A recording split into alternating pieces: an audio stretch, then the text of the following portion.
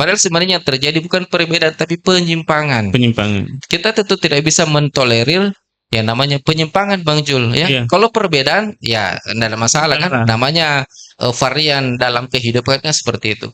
Tapi kalau namanya penyimpangan, apalagi penyimpangan seksual, ya, apalagi kita di awal sudah menggambarkan bahayanya, bagaimana dia akan mendegradasi populasi umat manusia, ya, kemudian penularan berbagai macam penyakit. Ya, jadi meskipun saat ini ya belum ada sebuah sistem hukum yang di backup oleh syariat Islam, ya, untuk menerapkan hukum tadi yang sifatnya zawajir dan jawabir.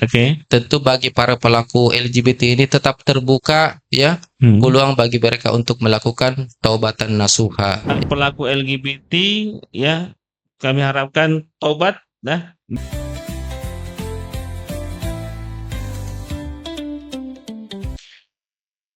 Assalamualaikum warahmatullahi wabarakatuh. Waalaikumsalam warahmatullahi wabarakatuh. Kembali kita di podcast Lantai Atas, dan kali ini kita masih di pembahasan bedah buletin Kafa edisi 451 atau 25 Muharram 1440 Hijriah atau bertepatan dengan tanggal 10 Juli 2026 Masehi. Dan temanya menarik nih, ya, tentang LGBT haram dan dosa besar.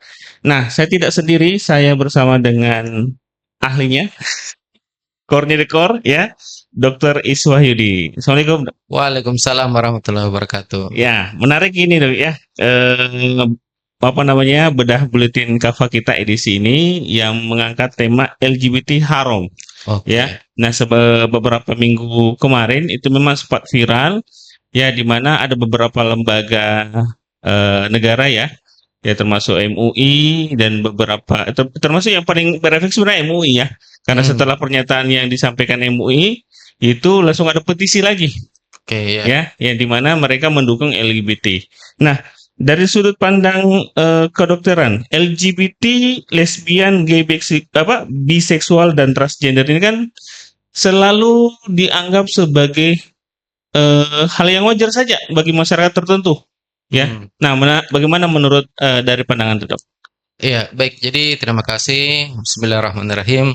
Jadi persoalan LGBT ini selalu muncul, Bang Surya. Kita juga tidak tahu, ya, senantiasa berulang-berulang, dan pasti kita sebagai seorang Muslim, saya tidak tahu Muslim yang mana yang kemudian akan membolehkan. Pasti semua sepakat bahwa LGBT, lesbianisme, gay, ya, kemudian biseksual, transgender, yang semua adalah penyimpangan seksual yang tidak sesuai dengan fitrah manusia, tidak sesuai dengan apa yang diinginkan oleh Allah dan Rasulnya dalam rangka untuk memperbanyak umat manusia ini. Tentu semua yang namanya kaum muslimin pasti mengharamkan. Semua kaum muslimin. Maka ketika MUI menjelaskan bahwa dibutuhkan sebuah lex spesialis, ya, sebuah undang-undang khusus, ya, hukum pidana khusus, maka itu tentu satu hal yang wajar, ya. Yang tidak wajar adalah ketika sebanyak 37 LSM itu justru menolak rencana dari MUI tersebut. Menolak dalam pengertian mereka menginginkan agar terjadi tadi apa yang Bang Sul sebutkan, ya, itu normalisasi dari LGBT, ya, LGBTQ dan banyak lagi lah istilahnya. Artinya mereka menginginkan supaya hal-hal seperti itu dilumrahkan, bukan sesuatu yang salah, ya. Gitu, ya. Dan ini tentu kalau kita mau runut, ya, akar masalahnya dari mana, tentu ini berasal dari paham liberalisme, ya, di mana liberalisme mengajarkan bahwa setiap individu memiliki hak, dari kata liberte, ya, kebebasan. Semua berhak untuk mengekspresikan dirinya, termasuk mengekspresikan orientasi seksual yang mereka inginkan. Ya, dalam hal ini, dalam konteks LGBT, mereka menginginkan agar orientasi itu diakui dan tidak perlu dipersoalkan. Apa akibat dari normalisasi itu? Nah, tentu normalisasi ini akan memiliki multiplier efek yang sangat banyak, Bang Jul, ya. Multiplier, ya. Ya, yang pertama tadi sudah diungkap di awal bahwa secara fitrah dalam rangka untuk memperbanyak atau membuat eksistensi manusia di muka bumi ini tetap ada, itu kan seharusnya yang terjadi adalah hubungan antara laki-laki dengan perempuan, ya. bukan antara sesama lelaki atau dalam bahasa yang sering dipakai itu LSL ya, lelaki suka lelaki ya, atau lesbian, karena dua kondisi itu tentu tidak menyebabkan terjadinya ya proses kehamilan, proses kelahiran yang tentu kalau ini diberlakukan atau dinormalisasi ya, efek yang sangat mungkin terjadi adalah degradasi dari jumlah populasi umat manusia. Itu yang pertama. Kemudian yang kedua, tentu dengan adanya fenomena ini, kalau dia dinormalisasi dalam perspektif kesehatan, tentu akan menimbulkan begitu banyak penyakit-penyakit menular seksual, Bang Zul. Ya, kita tahu yang namanya ya yang paling kita takuti kan AIDS yang sampai hari ini belum ada obatnya, ya kan? Kemudian penyakit seperti human papilloma virus, ya, virus di area intim dari wanita, ya. Kemudian bisa juga ada sifilis. Itu rata-rata menular karena hubungan-hubungan seks yang menyimpang itu, baik dia sesama jenis ataupun dengan lawan jenis. Tapi mayoritas itu terjadi karena hubungan-hubungan sesama jenis, Bang Zul, ya. Ya, jadi di Indonesia ini berharap dianggap biasa-biasa saja ya, mau berbaur masyarakat, atau memang ini seperti fenomena gunung es, Dok? Gunung es, Dok. Iya, jadi kalau kita lihat memang ya, kalau dari sisi jumlah saat ini memang ya, dari data nasional Kemenkes 2022 ini, jumlah kategori LGBT, artinya yang penganut lah ya, yang mempraktekkan LGBT ini sudah sekitar 0,44% populasi masyarakat Indonesia, atau sekitar 1.095.970 jiwa. Ini sangat banyak sekali. 1 juta ya? Sudah 1 juta lebih ya. Bayangkan kita kemudian yang seperti ini jeleknya adalah dia akan membentuk sebuah komunitas yang semakin menambah jumlah mereka, ya, menambah orang-orang yang menganut paham mereka bahwa LGBT itu sesuatu yang normal. Apalagi di negara tadi itu tidak ada undang-undangnya untuk menghukum ya. Nah, begitu. Jadi tidak ada undang-undang yang lex spesialis ya, khusus mempidanakan para pelaku seperti itu ya. Contoh misalnya Bang Jul ya, dua kasus tahun 2025 ya, itu di mana ada sebuah hotel ya di Bilangan Kalibata. Itu kan apalagi namanya, ternyata setelah digeruduk oleh aparat penegak hukum, itu ternyata ditemukan itu adalah pesta seks dari LSL. Jadi 90, tapi yang ditangkap itu cuma 6 orang. 6 orang karena dianggap inilah yang memfasilitasi kegiatan itu. Fasilitatornya. Fasilitator. Sementara penganutnya, ya kan, penganut dari kegiatan itu yang puluhan orang itu tetap dibebaskan dan dikembalikan ke rumah masing-masing. Di tempat lain juga banyak seperti itu ya. Masih di daerah Jakarta Selatan ada juga pesta yang sama di sebuah hotel ya, di sebuah hotel yang kemudian yang pesertanya itu puluhan, tapi yang ditangkap cuma 1 karena dianggap 1 inilah yang mempunyai ruangan itu, kamar itu ya. Sementara yang lain dianggap tidak bersalah. Padahal sebenarnya kalau kita misalnya apalagi namanya mau berpikir lebih mendalam, tentu kegiatan itu atau pesta itu tidak bisa berlangsung kalau hanya penyelenggara saja. Pasti ada pesertanya. Pesertanya itulah yang membuat kegiatan itu bisa berlangsung. Nah, dalam konteks misalnya hukum pidana yang lex spesialis ini ya, bisa jadi orang-orang yang kejadian-kejadian seperti itu ya, mungkin yang akan diciduk bukan cuma penyelenggaranya saja, tapi juga orang-orang yang ikut serta dalam kegiatan itu. Nah, ini tentu menjadi sesuatu yang sangat ditakuti oleh para penganut LGBT, Bang Zul. Jadi ini yang sangat mengkhawatirkan ya bagi masyarakat ya. Kalau ada yang mengatakan sekarang kalau dulu susah menjaga anak perempuan, sekarang lebih susah lagi menjaga anak laki-laki dengan banyaknya komunitas yang penyimpangan ini. Ya, betul Bang Zul. Jadi komunitas ini bergerak secara sistematis, Bang Jul ya. Mereka memiliki kumpulan-kumpulan komunitas-komunitas ya. Dan kemudian mereka juga menyasar banyak anak muda ya, Gen Z ya. Termasuk juga bahkan anak-anak kecil ya. Bahkan konon kabarnya SD SMP sudah mulai didekati supaya mereka minimal memiliki gambaran bahwa ya hubungan-hubungan LSL ya atau lesbianisme itu sesuatu yang normal ya. Jadi betul kita mengajari mereka di rumah ya, dengan ajaran yang tepat mengenai relasi antara pria dan wanita, ketika mereka di luar, ini menjadi sesuatu yang sangat kita khawatirkan dengan keberadaan tanda kutip gerombolan-gerombolan seperti ini, Bang. Ya, dan mereka saya lihat juga sudah berani untuk mempromosikan ya. Ya, mereka sudah terbuka ya. Terbuka ya. Belak-belakan. Mereka kan menamakan diri sebagai ya komunitas pelangi lah ya. Ini bukan laskar pelangi ya. Bukan laskar pelangi ya. Jadi ini juga semacam penghalusan makna, Bang Jul ya, supaya kemudian orang merasa ini bagus ini ya. Namanya pelangi ini kan ya orang jadi suka ya kan. Dibanding misalnya terus terang, ini kelompok gay, ya kita bikin, atau mereka mungkin bikin bahasa yang lebih halus, ya komunitas pelangi dan lain sebagainya. Yang kemudian mereka secara terang-terangan itu ya, baik melalui sosial media ya, itu mempromosikan ide-ide mereka. Apakah masuk akal kalau mereka itu selalu menjadikan atau berlindung di balik kemanusiaan, bahwa kami juga ini manusia, Ji. Sama jadi seperti kalian, harusnya kami dilindungi, kalau suaminya diberikan tempat itu di tempat di sisi masyarakat umum. Nah, apakah itu wajar atau memang ini sudah keterlaluan sebenarnya? Ya, baik. Jadi Bang Jul, dimanapun mereka ya penyimpangan seksual yang mereka lakukan itu, mereka selalu minta untuk diakui sebagai sesuatu yang wajar ya. Jangankan kata dalam konteks pengakuan sosial ya.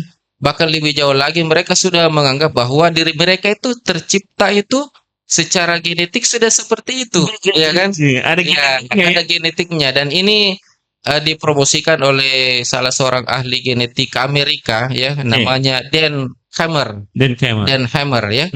Tahun 93 dia merilis sebuah tulisan bersama timnya di National International Health NIH. Dia itu mempromosikan bahwa di dalam diri seorang LGBT itu ada namanya gen gay ya.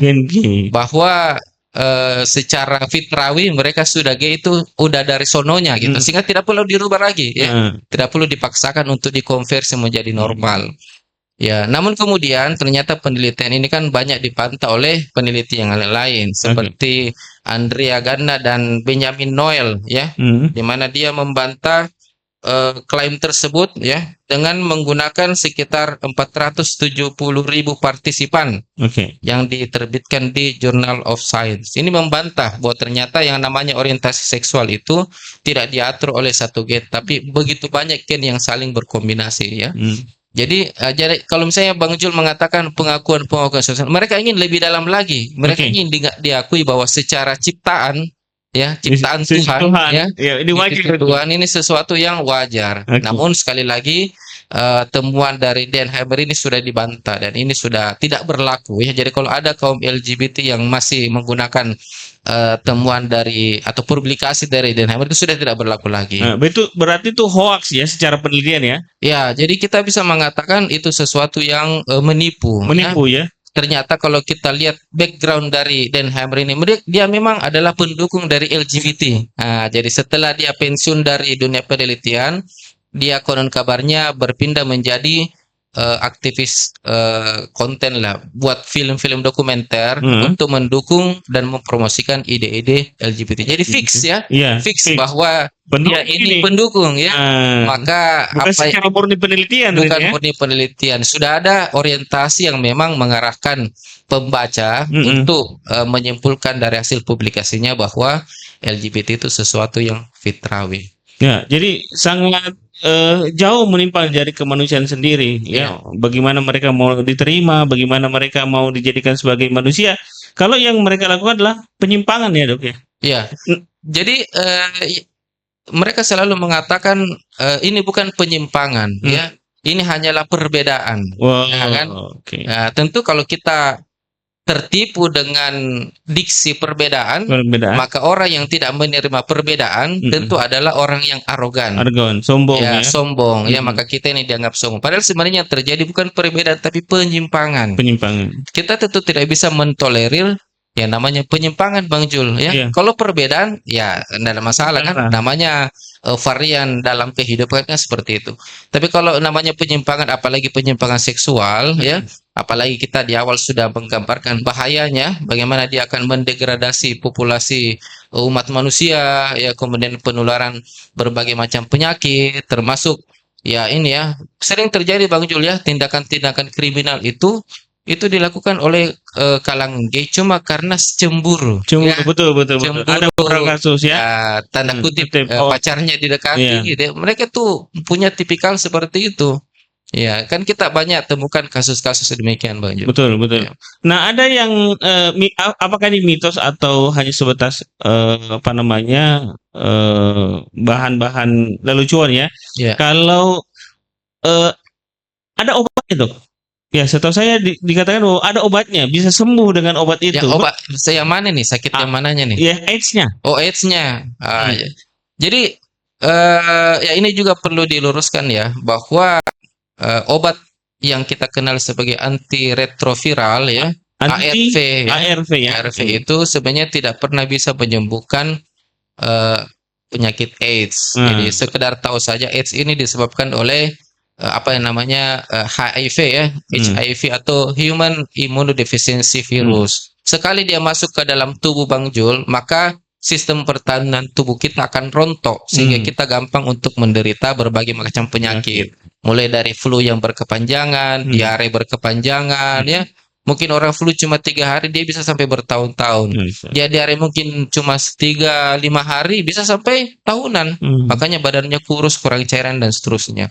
Jadi kulitnya juga gampang menderita penyakit kulit ya, karena sistem imunnya tuh mengalami keruntuhan disebabkan karena virus tersebut. Nah, anti ARV ini tidak pernah bisa membunuh virus ini. Tidak pernah bisa. Ya, jadi sekali lagi dia tidak pernah bisa membunuh atau mengeliminasi secara total virus ini dari tubuh manusia.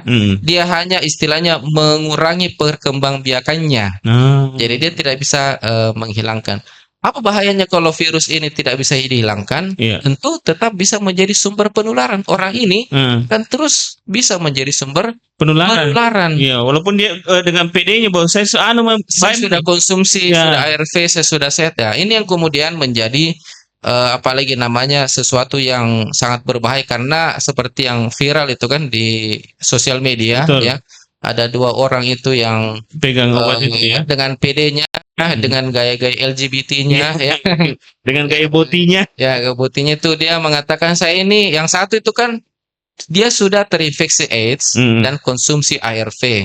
Yang satunya belum terinfeksi ARV, tapi dia mengkonsumsi ARV dalam rangka apa yang disebut propilaksis ya, pencegahan. Nah, 2 orang ini ya, itu kemudian mengatakan mereka sudah sehat, mereka sudah sembuh, mereka normal sama dengan yang lain. Ini sangat berbahaya.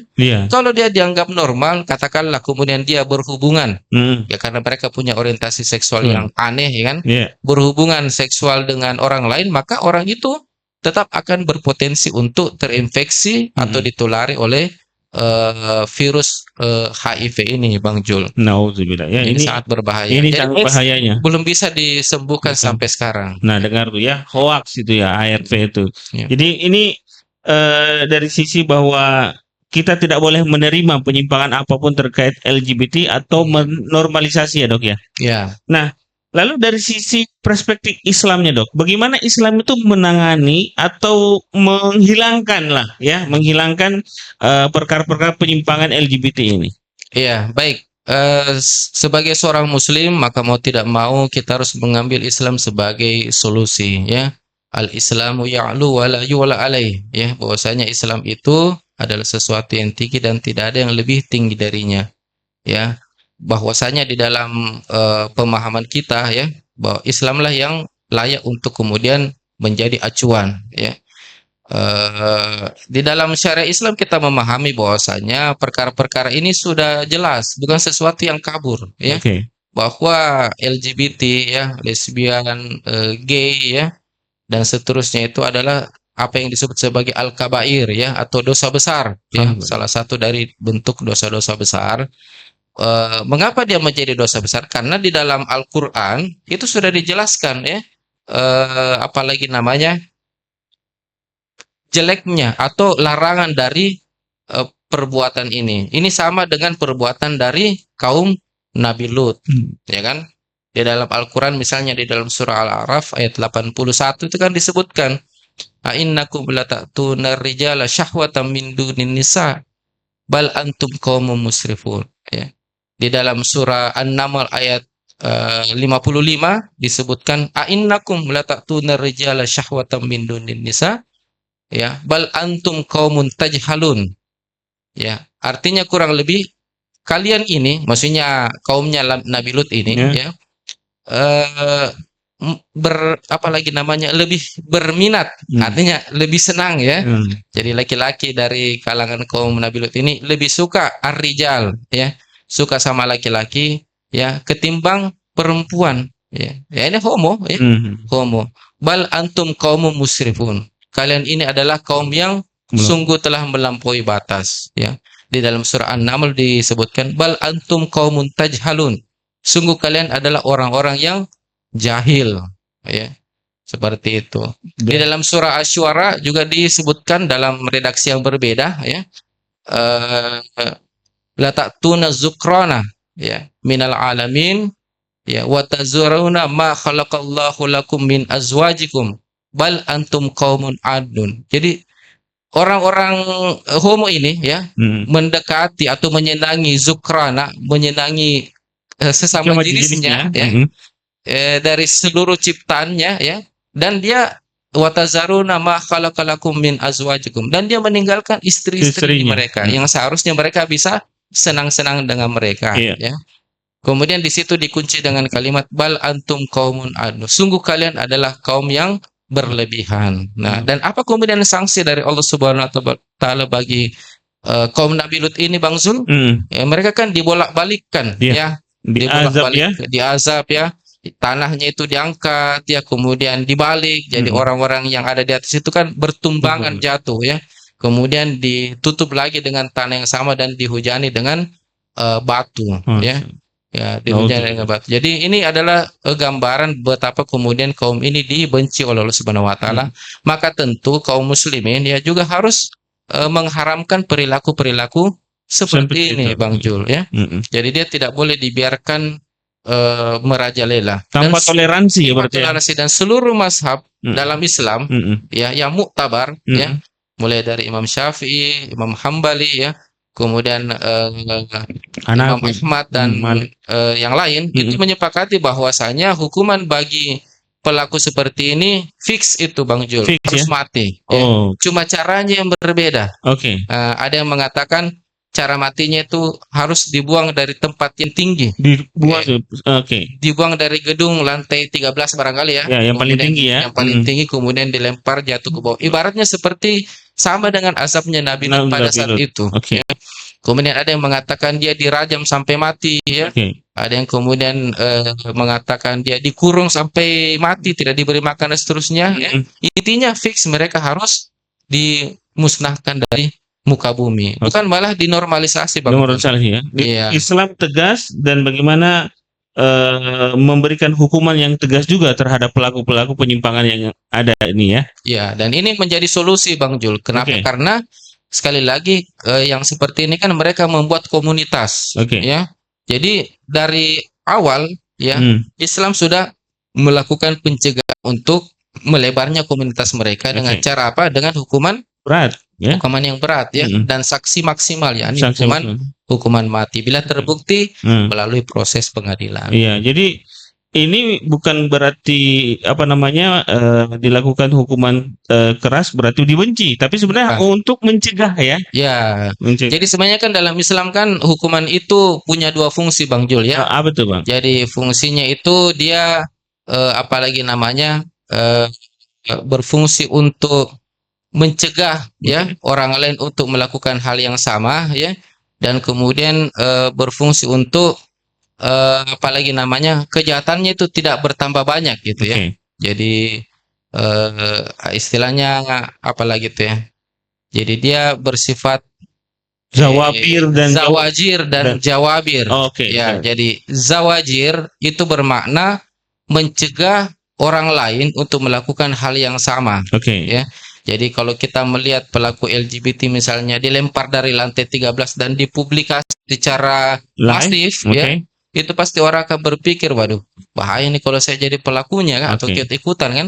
Itu sudah menyelamatkan orang lain untuk menyelamatkan melakukan. orang lain yang baru akan mau melakukan. Berikutnya dia bersifat jawabir ya.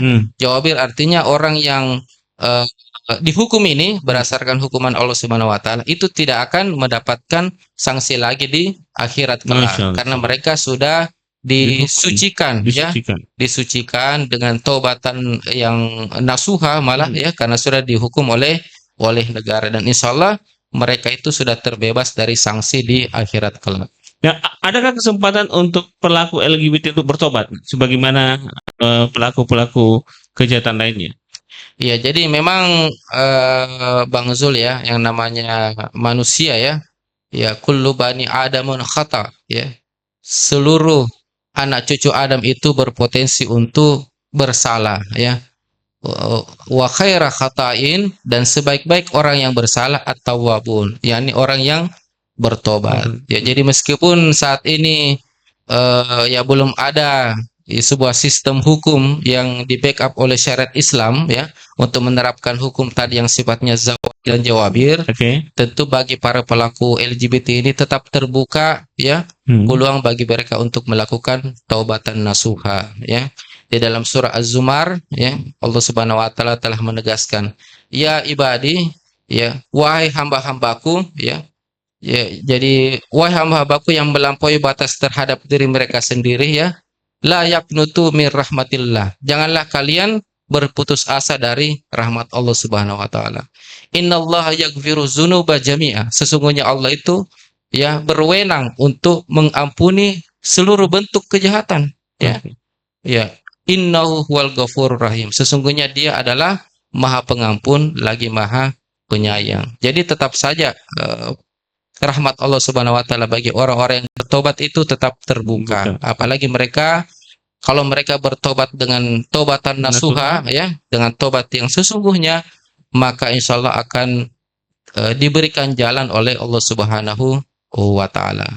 Namun yang terpenting Bang Jul ya, kita tidak boleh hanya berhenti sampai di situ. Ya.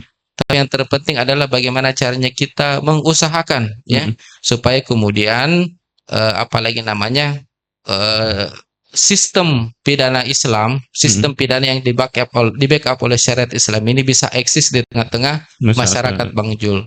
Kenapa? Karena itu tadi kita tidak ingin agar masalah ini berulang-ulang. Betul. Ya. Berulang-ulang, dan tidak bisa cukup diselesaikan dengan tobat saja. Karena kalau tobat itu kan individu-individu Bang Jul. Betul. Kalau ada tadi secara epidemiologi atau secara demografi ya, sudah ada 1 juta jiwa nasional. Di Jawa Barat itu sudah ada 300.000 orang. Kalau di lebih kecil lagi di Kota Bekasi sudah ada 6.000 lebih. Yang mau bertobat kira-kira berapa orang? Ya, mungkin hanya segelintir. Ya, kalau secara masyarakat ya pasti kecil ya, atau lagi individu untuk bertobat. Tapi kalau secara negara yang ngurus, dengan hukum yang ada pasti lebih habis ya. Ya, jadi kalau negara yang kemudian menjalankan hukum syariat Islam ya, menjalankan hukum yang kemudian telah disepakati oleh seluruh ulama bahwa pelaku LGBT itu ya, khususnya yang gay ya, itu akan diberi hukuman mati, maka tentu jumlahnya ini tidak akan bertambah. Ya. Ini secara demografi Bang Jul itu senantiasa ternyata bertambah terus. Betul, ya. Betul. Bukan malah berkurang. Padahal banyak yang meninggal ya, karena penyakit AIDS dan sebagainya, tapi jumlah mereka tidak berkurang, malah cenderung terus bertambah. Kan itu tadi, mereka membentuk komunitas. Dan mereka pede untuk mempromosikan. Betul sekali, pede dan minta normalisasi. Ya. Nah, itu barangkali ya, maka pelaku LGBT ya, kami harapkan tobat dan tinggalkan semua penyimpangan yang ada ya, dan share podcast kita ini supaya semakin banyak orang yang tercerahkan dengan apa yang kita bagikan. Itu saja barangkali Dok. Terima kasih. Baik, terima kasih Bang Zul atas percakapan yang isinya penuh daging. Oke, terima kasih dari saya. Kita tutup dengan istighfar. Astagfirullahaladzim, subhanakallahumma bihamdik, asyhadu an la ilaha illa anta astaghfiruka wa atubu ilaik. Assalamualaikum warahmatullahi wabarakatuh. Waalaikumsalam warahmatullahi wabarakatuh.